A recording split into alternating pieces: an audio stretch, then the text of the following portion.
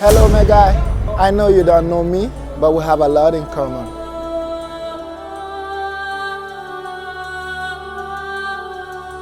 I was also 15, 16 when I was arrested, and I was also sentenced to death just like you. And I think I know what you're going through exactly because I've been through it.